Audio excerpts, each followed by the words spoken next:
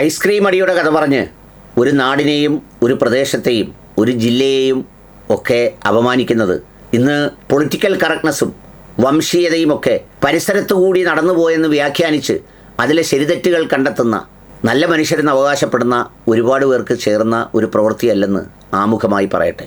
സംഗതി വേറൊന്നുമല്ല, കൊല്ലത്ത് പള്ളിമുക്കിൽ ഒരു ഓഡിറ്റോറിയത്തിൽ ഐസ്ക്രീം കഴിപ്പുമായി ബന്ധപ്പെട്ട് എന്തൊക്കെയോ തർക്കങ്ങൾ, ഏറ്റുമുട്ടൽ, അടി ഒക്കെ ഉണ്ടായി എന്നതാണ് വാർത്ത.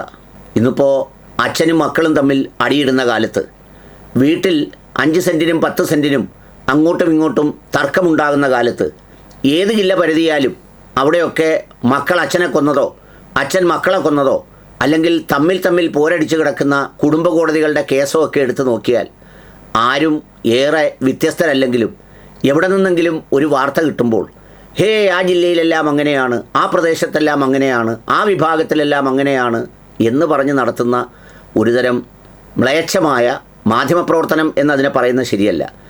ഏതെങ്കിലും ചെറിയ യൂട്യൂബർമാരോ ജീവിക്കാൻ പാടുപെടുന്നവരോ ഒക്കെ ചെയ്താൽ മനസ്സിലാവും. പക്ഷേ വലിയ മേൽവിലാസം വെച്ച് വലിയ കറക്റ്റ്നെസ്സും ധാർമ്മിക ബാധ്യതയും ഒക്കെ പറഞ്ഞ് നടത്തുന്ന അത്തരം ചാനലുകൾക്ക് ഒട്ടും ചേർന്നതല്ല. കേരളത്തിലെ എല്ലാ ജില്ലകളിലും ജീവിക്കുന്നത് മലയാളികളാണ്. ആ മലയാളികൾക്കെല്ലാം ചിലപ്പോൾ ഭാഷാപരമായ ചില വ്യത്യാസങ്ങൾക്കപ്പുറത്ത് കാര്യങ്ങളിലൊക്കെ ഏതാണ്ട് സമാനമായ രീതിയിലാണ് പോകുന്നത്. ചില മനുഷ്യർ കൂടുതലായി താമസിക്കുന്ന സ്ഥലങ്ങളിൽ ചില വേറിട്ട സംഗതികളൊക്കെ ചിലപ്പോൾ കണ്ടേക്കാമെന്ന് വന്നാലും അതിൻ്റെ സാമൂഹിക സൂചികകൾ പരിശോധിക്കുമ്പോൾ നമ്മൾ ഉത്തരേന്ത്യൻ നഗരങ്ങളിലെ പോലെ ഒരു സ്ട്രിക്റ്റ് സെൻസിൽ കമ്പാർട്ട്മെൻ്റലൈസ് ചെയ്ത ഒരു സൊസൈറ്റി അല്ല കേരളത്തിലേത്. എല്ലാ തരത്തിലുള്ളതുമുണ്ട്.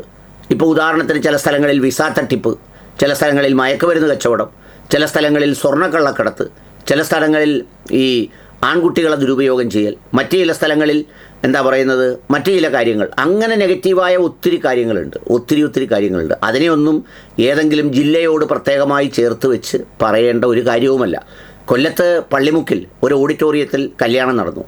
അത് ആ പ്രദേശത്തെ പള്ളിമുക്കുമായോ അവിടുത്തെ നാട്ടുകാരുമായോ ആ സ്ഥലവുമായോ ഒരു ബന്ധവുമില്ല. അങ്ങനെ പറയുന്നതുകൊണ്ട് ആ സ്ഥലത്തുള്ളവരെല്ലാം കേമന്മാരാണെന്നുമല്ല ഞാൻ അഭിപ്രായപ്പെടുന്നത്. എല്ലാ സ്ഥലത്തുള്ള ആളുകളും നമ്മുടെ അരിപ്പാട്ടളിയന്മാരാണ്. അരിപ്പാട്ടളി എന്ന് പറയുന്നൊരു പ്രയോഗം കേട്ടോ. എല്ലാവരും ഈ പറയുന്ന ഏറെക്കുറെ സമാനമായ അവസ്ഥയുള്ളവരാണ് എല്ലാ സ്ഥലത്തും ഉള്ളത്.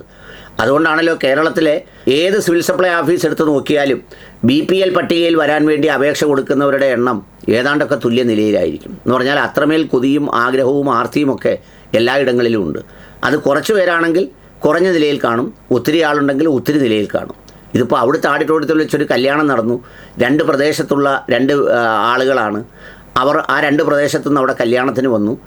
ആ പ്രദേശത്ത് കല്യാണത്തിന് വന്നിട്ട് സാധാരണ ഈ ആൾക്കൂട്ടം കൂട്ടുന്നത് മുസ്ലിം കമ്മ്യൂണിറ്റിയാണ്. ഞാൻ വിചാരിച്ച അത്രമേലുള്ള ആൾക്കൂട്ടം, കാരണം പള്ളിമുക്കിലൊക്കെ ആൾക്കൂട്ടം ഉണ്ടാവാറുണ്ട്, അങ്ങനെയൊക്കെ ആയിരിക്കുമെന്നാണ് വിചാരിച്ചത്. അങ്ങനെയൊന്നുമല്ല.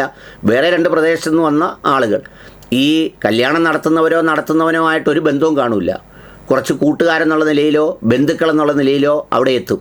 അവിടെ എത്തിയിട്ട് അവിടെ ഗ്യാങ്ങുകളായി തിരിയും.